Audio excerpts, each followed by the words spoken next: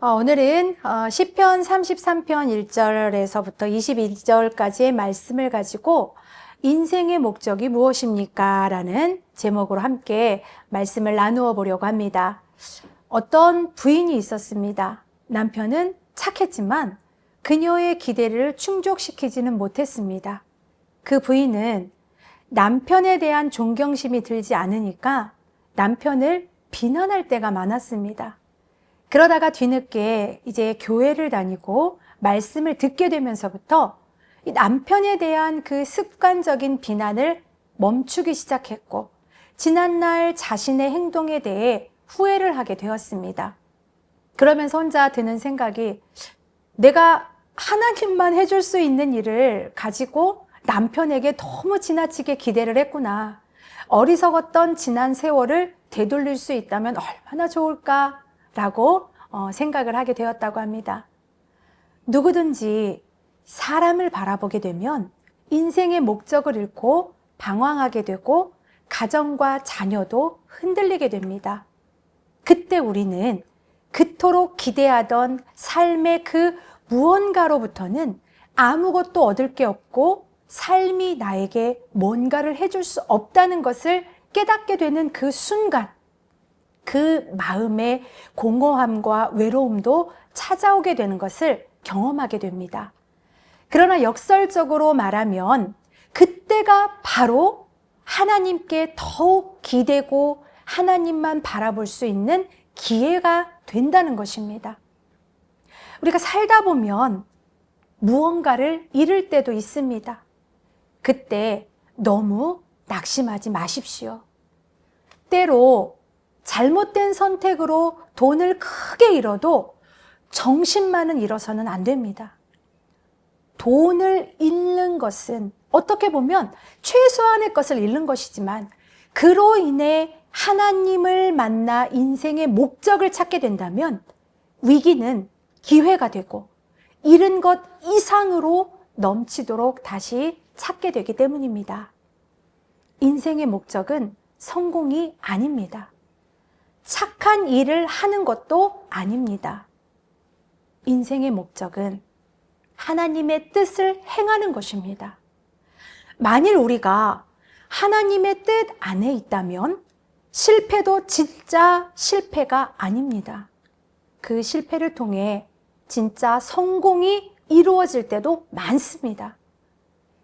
인생의 실패로 인한 상처와 문제는 하나님의 뜻과 영광이란 그 인생의 목적을 다시 찾으라는 신호입니다. 인생의 성패는 속도가 아닌 방향에 있습니다. 어떻게 다른 방향을 찾습니까? 표지판을 잘 봐야 됩니다. 인생이 바라보아야 할 최대의 표지판은 하나님입니다. 인생의 목적이 자기 편안과 유익이 되면 길을 잃게 됩니다. 자기만 위해 산다면 돈을 벌고 권세를 얻는 것이 무슨 소용이 있겠습니까? 편안이 항상 좋은 것만은 아닙니다. 맑은 날만 있다면 세상은 사막이 되고 말 거예요.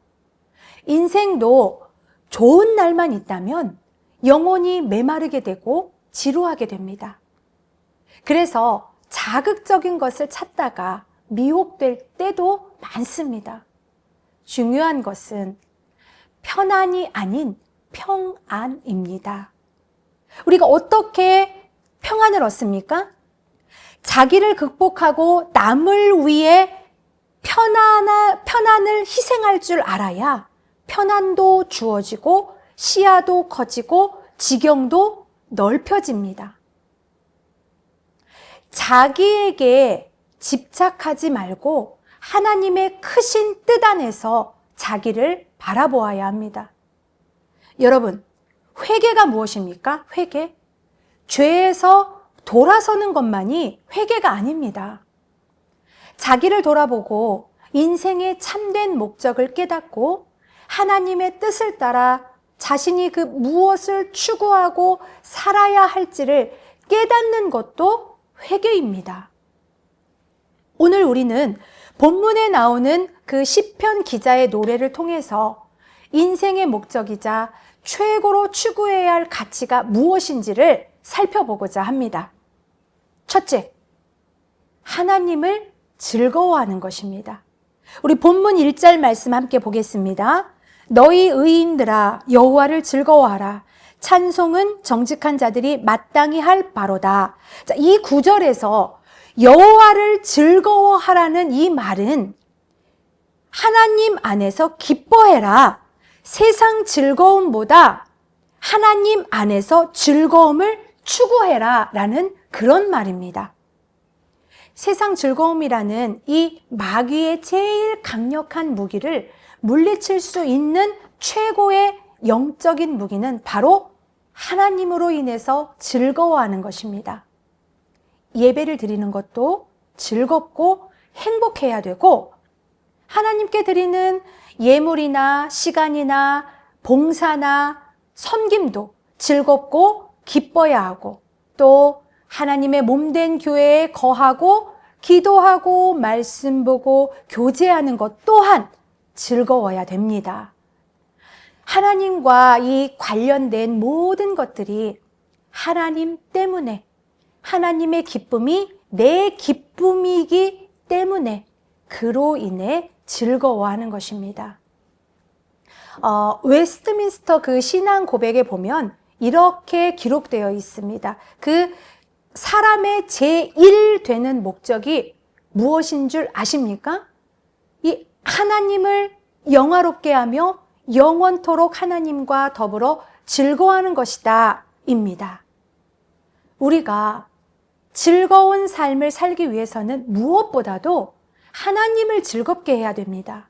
그렇다면 우리 하나님은 언제 즐거우실까요? 그것은 바로 모든 일에 있어서 하나님께 영광을 돌릴 때, 그때 바로 하나님은 가장 즐겁게 됩니다. 좋은 일을 해도 자기가 영광을 받으면 찜찜하지만 하나님께 영광을 돌리게 되면 본인 스스로도 즐겁게 됩니다. 그러므로 무슨 일을 하든지 하나님의 영광을 위해 해야 합니다. 사원은 하나님의 영광을 위해 일하고, 기업가는 하나님의 영광을 위해 사업하고, 주부는 하나님의 영광을 위해 살림해야 합니다. 그처럼 이 무슨 일을 하든지 하나님께 영광 돌리며 기쁘고 즐겁게 사는 것이 사람을 창조하신 하나님의 제1 목적인 것입니다. 또한 그 본문 1절에서 시편 기자는 즐거움을 찬송으로 표현하라고 권면하고 있습니다. 하나님은 사람에게 감정이라는 것을 주셨어요. 그러므로 이 감정적인 신앙도 필요합니다. 왜 힘이 약한 여자들이 힘이 강한 남자들보다 더 오래 삽니까? 육신의 힘은 약하지만 감정의 힘이 강하기 때문입니다. 감정을 절제하면서도 솔직하게 잘 표현하는 것이 아주 중요합니다. 특별히 이것이 은혜와 관련된 일이라면 더더욱 그렇습니다.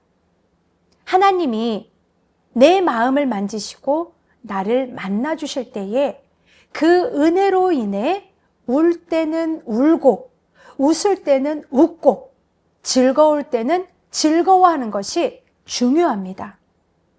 하나님은 무엇보다도 우리가 하나님을 높이고 찬송하는 데 있어서 그 마음의 즐거움으로 찬송할 것을 말씀하고 있습니다.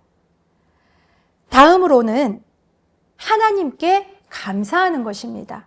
자, 우리 본문 2절 말씀을 한번 같이 보실까요? 수금으로 여호와께 감사하고 10줄 비파로 찬송할지어다. 자, 수금은 거룩한 음악에 사용된 구약 시대의 악기 중 가장 고귀하게 여겼던 현악기입니다. 성도는 하나님을 즐거워하는 것도 잘해야 되지만 하나님께 감사하며 찬양하는 것도 잘해야 됩니다. 찬양할 때는 그 3절의 말씀처럼 새 노래로 찬양하고 즐거운 소리와 아름다운 연주로 찬양해야 됩니다. 어떤 공동체는 이 그 새 노래라는 이것을, 이 글귀를 그 문자 그대로 해석을 해가지고는 새로운 노래라고 생각을 하는 그런 분들도 계시더라고요. 이 새로운 복음성가를, 그래가지고 이 새로운 복음성가를 열심히 만들고 거의 복음성가만 부릅니다. 그러나 여기서 이 새 노래라는 것은 새로 만든 노래를 뜻하는 것이 아니라, 뭐 새로 만든 복음성가도 좋은 것이 많지만 오랜 세월 동안 그 사람들의 신금을 울리면서 전해져 내려온 그 옛 찬송가 중에도 좋은 것들이 아주 많습니다. 결국 이 새 노래라는 것은 새로 만든 노래란 뜻이 아니라 새롭게 부르는 노래를 뜻합니다. 노래는 자주 듣거나 부르면 실증이 나요. 그죠? 찬송도 너무 익숙해지면 처음 부를 때의 그 감격을 잃어버리게 되고 이제 그때부터는 습관적으로 부르게 됩니다. 근데 그렇게 부르지 말고 늘 감격하여 부르라는 것이 이 새 노래로 부르라는 말씀의 의미인 것입니다. 역사상 가장 위대한 찬송가로 여겨지는 여러분 나 같은 죄인 살리신이라는 이 찬송가 전부 다 아시죠? 이 찬송가 모르는 분은 아무도 없으실 것 같습니다. 이 찬양은 몇백 년 동안 많은 성도들로부터 정말 가장 크게 사랑받고 있습니다. 왜 그렇습니까? 그 찬송을 부를 때마다 마음에 그 새로운 감격이 생기기 때문입니다. 성도는 인생을 살아감에 있어서 하나님께 감사하는 마음을 가지고 살아야 하는데 왜 감사하지 못합니까? 그것은 바로 받은 것은 외면을 해버리고 받을 것만 생각하기 때문입니다. 성도는 구원이란 엄청난 은혜와 축복을 이미 받은 존재입니다. 그 선물이 얼마나 큰 선물인지를 깊이 인식하면 그 입술에서 감사가 넘치지 않을 수가 없습니다. 또한 지금 살아있는 것, 교회에 나올 건강이 있는 것, 일용할 양식이 있는 것 등 우리가 그 이미 받은 많은 은혜를 생각해도 역시 감사가 넘치게 됩니다. 자, 그리고 두 번째로는 하나님의 선한 뜻을 믿지 않기 때문입니다. 자기의 뜻과 판단을 따라 좋은 길인 줄 알고 갔다가 불행하게 되는 경우가 얼마나 많습니까? 또한 자기가 원하는 것을 얻고서 오히려 상처와 불행에 빠진 경우도 얼마나 많습니까? 자기 뜻과 계획보다 항상 하나님의 뜻과 계획이 더 선함을 믿어야 합니다. 그러면 범사에 감사할 수 있습니다. 셋째는 이제 남과 비교하기 때문입니다. 사람마다 모습도 다르고 생각도 다르고 재능도 다르고 그릇도 다릅니다. 그러므로 남과 비교의 열등감과 그 질투를 가져서는 안 돼요. 질투 갖지 마세요. 이제 우리는 어제의 나보다 더 나은 내일의 나를 만들려고 최선을 다해야 합니다. 비록 큰 일을 이루지 못한다 할지라도 하나님께 최상의 감사를 드리게 되면 자기 인생의 목적을 누구보다 잘 수행하는 삶을 살아갈 수 있기 때문입니다. 네 번째로 하나님을 경외하는 것입니다. 성도는 하나님의 은혜와 사랑을 이용해 하나님을 가볍게 여기거나 하나님의 말씀을 가볍게 여기면 안 됩니다. 본문 6절에 보면 하나님은 말씀으로 하늘과 삼라만상을 창조했습니다. 또한 7절에서는 바닷물을 모아 무더기처럼 쌓았고 깊은 물을 곳간에 두셨습니다. 그리고 8절에 보면 고대 사람들에게 바다는 무한한 신비의 대상이었습니다. 그런 신비한 바다까지 관리하시는 하나님에 대해 두려워하고 경외하는 마음을 가져야 한다고 시편 기자는 8절에서 노래를 하고 있습니다. 또한 하나님은 9절에서 11절 말씀에 보면 이제 천지 만물을 말씀으로 다스리시고 나라와 민족의 흥망성쇠를 주관하시고 모든 역사가 하나님의 계획과 생각대로 이루어지게 하십니다. 그처럼 천지 만물을 주관하시고 나라의 흥망성쇠와 인생의 생사고락을 주관하시는 하나님을 두려워하고 경외하면 그때부터는 세상이 두렵지 않게 됩니다. 하나님을 경외하는 마음은 자기를 겸손하게 낮추고 하나님을 최고로 높이는 마음입니다. 그런 마음을 가진 사람을 하나님은 최고로 높여주십니다. 결국 축복을 위해 가장 필요한 마음 중에 하나가 바로 하나님을 경외하는 마음인 것입니다. 하나님을 경외하는 삶이란 하나님을 바라보고 그분만 믿고 그분만 따르는 삶을 말합니다. 즉, 우리 인생의 목적은 하나님을 바라보는 삶이 되어야 한다는 것입니다. 오늘 우리 본문에서 시편 기자는 11절 말씀에서 하나님을 자기 하나님으로 삼은 나라, 곧 하나님의 기업으로 선택된 그 백성은 복이 있다고 노래를 하고 있습니다. 또한 13절에서 15절에 하나님은 만물과 인간을 창조하신 후 그냥 내버려 두지 않고 천지 만물을 흐름과 인간의 역사에 세세하게 개입하시고 늘 애정과 관심을 가지고 지켜보신다고 노래합니다. 이처럼 하늘에서 애정과 관심을 가지고 내려다보시는 하나님을 성도는 눈을 들어서 바라보아야 합니다. 여러분, 우리가 하나님을 바라보아야 하는 이유 가운데 하나는 사람이 아무리 강한 것 같아도 스스로 할 수 없는 일이 너무나 많고 항상 승리하는 것은 아니기 때문입니다.